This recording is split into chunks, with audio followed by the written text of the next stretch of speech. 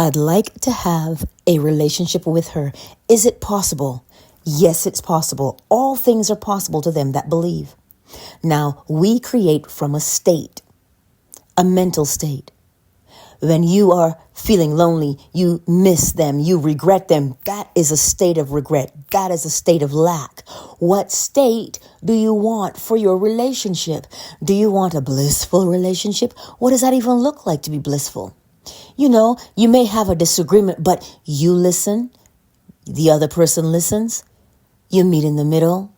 You resolve the issue. Is that the kind of relationship you want? Do you want a fun-loving relationship?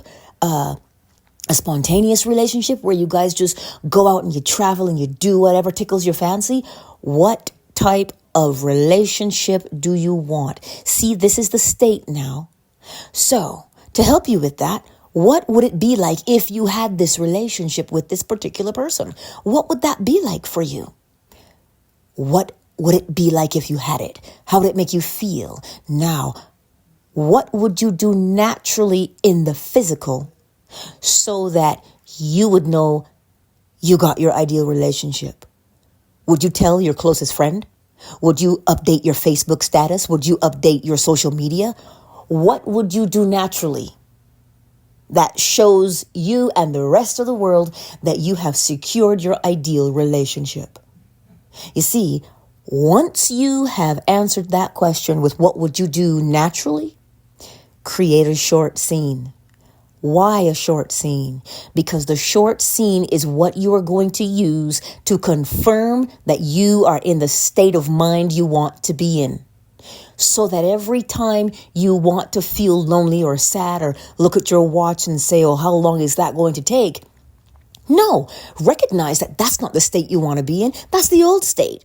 So bring up that short scene and flip it right there and begin to rehearse that in your mind. Why?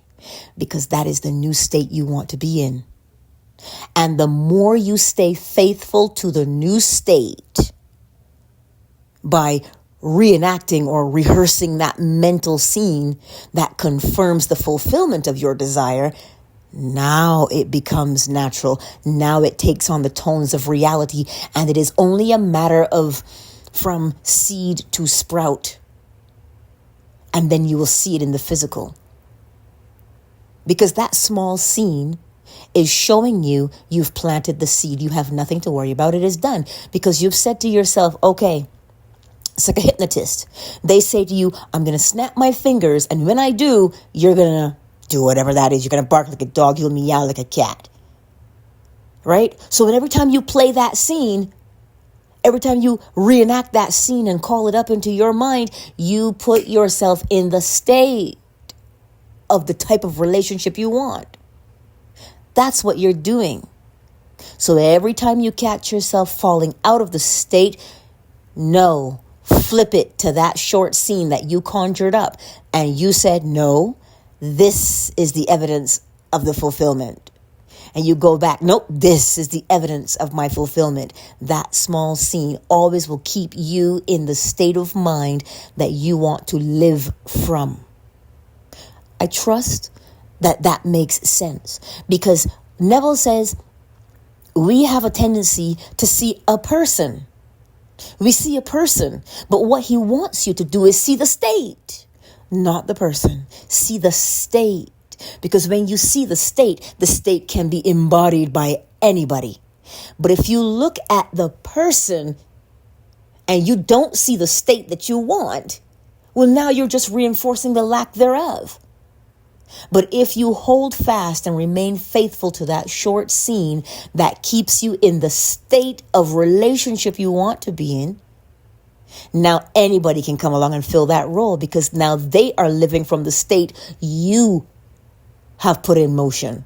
They have to match your state. I really hope that that makes sense. If not, let me know and I'll elaborate some more. I know there's a lecture somewhere that Neville Goddard has written, and we'll read it and expand upon it.